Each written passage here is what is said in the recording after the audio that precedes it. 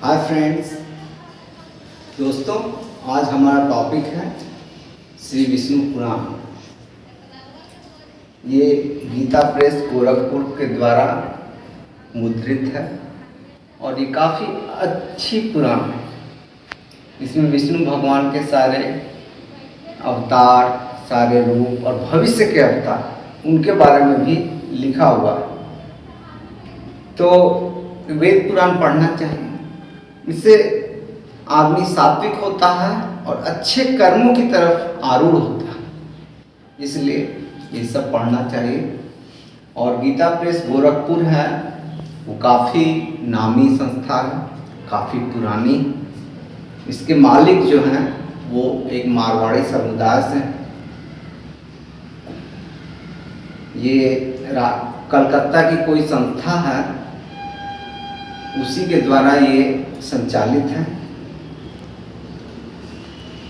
इसलिए इसे आप पढ़ें, समझें और अपने कर्मों को वेद वेदांगों के अनुसार करें। और मोक्ष तो मिलना मुश्किल है, लेकिन एक कदम बढ़ा सकते हैं। इस जन्म में नहीं तो अगले जन्म में आप मोक्ष प्राप्त कर सकते हैं, लेकिन कलयुग में बहुत मुश्किल है। सारे किसी को मोक्ष मिलता होगा इस जमाने में। इसमें सारा कुछ लिखा हुआ है, जितना भी शुरुआत से सृष्टि जब से बनी तब से लेकर अभी तक। पर इसमें एक ही बात हमको गलत लगी, और वो है कि विष्णु भगवान का जो कलयुग में अवतार होगा, कल्कि अवतार, वो ब्राह्मण के घर में होगा। ये तो ब्राह्मणों के द्वारा गढ़ा हुआ बात है, क्योंकि इतिहास गवाह है। विष्णु भगवान का जो भी अवतार हुआ वो ब्राह्मण के घर में कभी नहीं हुआ। पहला एक बार अवतार हुआ था विष्णु भगवान का ऋषि के घर में। वो थे कश्यप ऋषि, अदिति का बेटा होकर के राजा बलि को 3 पग भूमि मांगे थे, उसमें वो बने थे, अवतार लिए थे विष्णु भगवान। लेकिन हमको नहीं लगता कि ये कल्कि अवतार ब्राह्मण के घर में होगा। ये गढ़ा हुआ बात है ब्राह्मणों के द्वारा, और ब्राह्मणों ने बहुत कुछ गढ़ दिया। इसलिए अगर ये ब्राह्मण की संस्था होती तो हम इसको पढ़ने के लिए भी नहीं आपको कहते। लेकिन ये मारवाड़ी लोग हैं, इनके मालिक, वो बना है और काफ़ी मानक के तौर पे इस्तेमाल किया जाता है गीता प्रेस की किताबों को। अभी ठीक है, तो आपको और बाकी का बात बताते हैं। और इन कुटिल ब्राह्मणों से बच के रहना है आपको। ये बहुत लड़वाने का काम, बांटने का काम करते हैं। अंग्रेजों ने जब भारत को बांटा था जाति बिरादरी हिंदू धर्म को या और सब कुछ के, तो हरिजन यानी अछूत, उस पर बहुत अत्याचार किया था इन ब्राह्मणों। और इसका दुनिया गवाह है। पहले झाड़ू टांग देना, तो मंदिर में नहीं घुसने देना, ऐसा कुछ नहीं। इस विष्णु पुराण में लिखा हुआ है कि सतयुग में मात्र ब्राह्मणों को पढ़ने का अधिकार था, लेकिन सतयुग में ब्राह्मण शब्द गढ़ा नहीं गया था। उस समय ऋषि मुनि होते थे और वो बच्चों को पढ़ाया लिखाया करते थे। ब्राह्मण शब्द नहीं था। ब्राह्मण शब्द आया कब आया?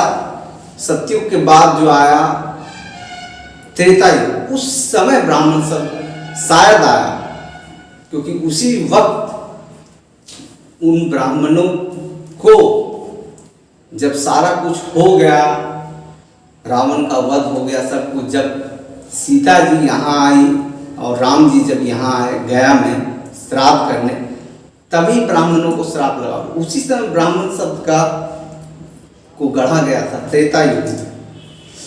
और यहाँ पे विष्णुपद में श्राप दिया गया था सीता जी। राजा दशरथ का जब श्राप हो रहा था तो 5 चीज गवाह के तौर पे सीता जी बोली, मतलब राम और लक्ष्मण दोनों चल गए सामान लाने, कुछ घटा तो ब्राह्मण लोग या और जो भी लोग बैठे हुए थे बोले कि जय ले आई, तो लाने चल गए। तो हड़बड़ी में आकाशवाणी हुई कि जल्दी से श्राद्ध कर दो, नहीं तो शुभ लग्न खत्म हो जाएगा। अब ये आकाशवाणी कौन करता है हमको पता नहीं, लेकिन कौन करेगा, ब्रह्मा जी सृष्टि चलाते हैं तो वही आकाशवाणी करवाते होंगे। तो 5 गवाह, आज भी कुछ होता है तो 5 गवाह हम लोग बनाते हैं, या कुछ भी हिंदू धर्म में 5 रखने का रीति रिवाज है। तो 5 गवाह बना, तो उसमें से सब झूठ बोल गया, खाली एक अक्षय वट वृक्ष सही बोला था, और सब गाय भी झूठ बोल गई, ब्राह्मण भी झूठ बोल गया, फिर पीपल का पेड़ भी झूठ बोल गया, और 3 माना, और एक और कोई झूठ बोला था।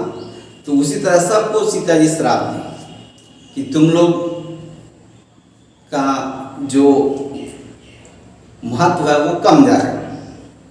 उसी तरह से ब्राह्मण को श्राप दिया गया कि तुम कुछ भी कर लो, तुम धनवान नहीं हो सकते, कितनों पूजा पाठ कर लो, कितनों कुछ कर लो, भिखारी ही रहोगे। और वही आज तक चला रहा। ब्राह्मण एक ही बार बलवान रहा रावण के रूप में, जो कि इतना बड़ा कांड किया, और महाज्ञानी था रावण। और आज भी देखिए कि ब्राह्मण कुछ नहीं, इतना सबसे ज्यादा पढ़े लिखे ब्राह्मण, लेकिन वो कभी भी उतना अमीर नहीं हो पाता। लक्ष्मी खुद बोल दी कि हम तुम्हारे घर में नहीं रहेंगे सीता जी के रूप में, तो क्या हुआ? नहीं हुआ कुछ। तो यही सब बात है। लेकिन पढ़ने में सबसे ज्यादा पढ़ा लिखा ब्राह्मण ही का, तो ये तो मानना पड़ेगा। सबसे ज्यादा हम जहां भी गए, मेरा साथ में पढ़ने लिखने वाला सबसे ज्यादा ब्राह्मण ही था। और इनके फेरा में ना पड़े, सब चीज में ये लोग सीधा मानेंगे। कुछ भी पूजा पाठ कराएं तो सीधा दक्षिणा। अब रावण क्या था, वो सीता शंकर भगवान का बनाया महल, तो उसी को दान में मांग लिया उसका बाप, रावण का पिताजी विसर्वा। तो इसी तरह का बात है, लालची होते हैं ब्राह्मण लोग। लेकिन अपने अनुसार रहिए, हिंदू हैं तो अपना पूजा पाठ तो करवाना ही उन लोग से, लेकिन इन कुटिल ब्राह्मणों से बच, जैसा बोले अंधाधुंध विश्वास नहीं करी। और ये पांडे जी तो सबसे खत्म हो गया। हम देखें पांडे सरनेम वाले लोग, हाँ मिश्रा जी सरनेम वाले ठीक होते हैं। और पूजा पाठ करवाइए तो उसमें भी परीछ होता है। 7 परीछ में सकल दीपी ब्राह्मण सुनते हैं कि अच्छे होते हैं, तो उनसे काम करवाइए। जैसे तैसा जो आजकल तो मीट मछली भी खाते हैं, दारू भी पीते हैं ब्राह्मण, तो उससे बच के, ठीक है। और इस किताब में देखिए सब कुछ लिखा हुआ है, शुरुआत से लेकर अंत तक।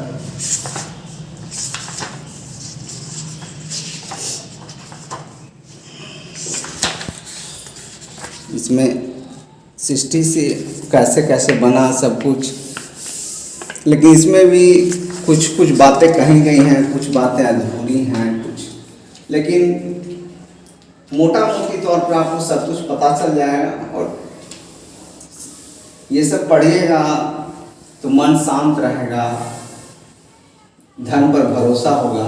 अब हम भी चले थे, पहले झारखंड में रहते थे, तो हमको बहुत दुख था, ब्राह्मण से लड़ाई झगड़ा नीचा दिखाता था, इस कारण से हमको भी बहुत लड़ाई थी।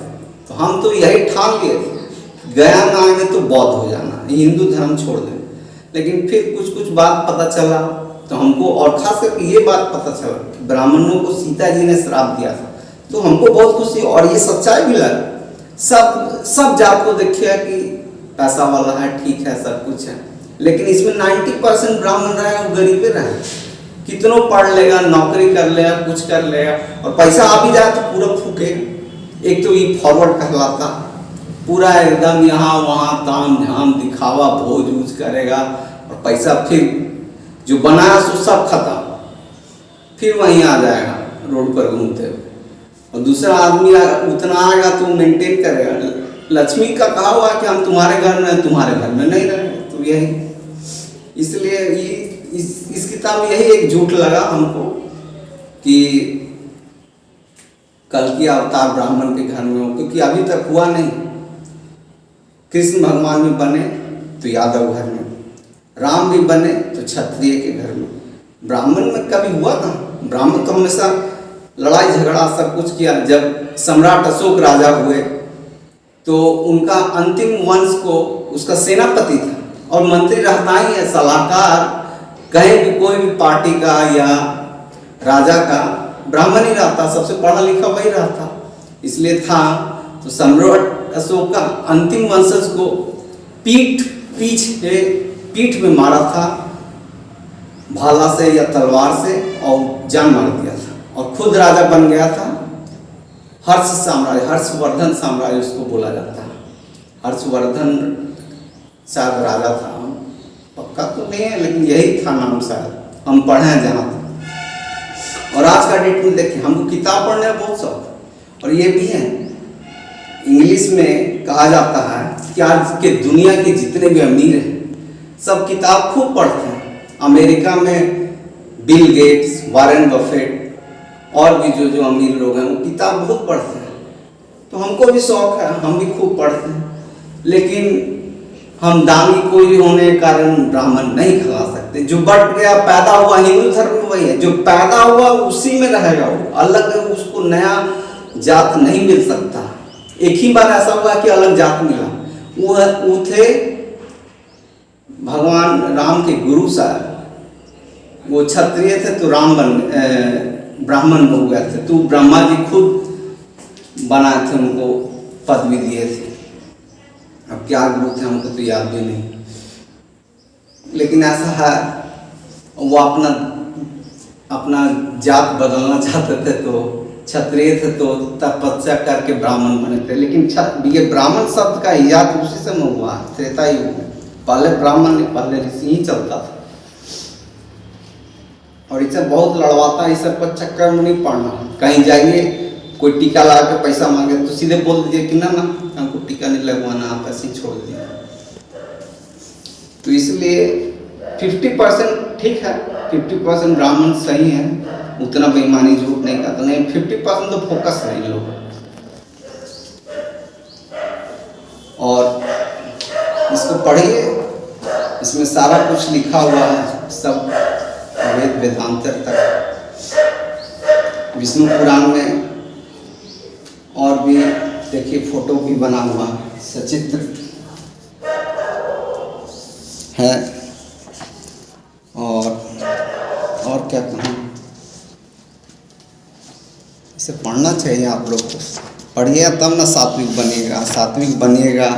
देखिए कृष्ण भगवान का फोटो है, सात्विक बनिएगा तो मन अच्छा रहेगा, काम में मन लगेगा, पुण्य प्राप्त होगा। इसमें बहुत जगह लिखा हुआ है कि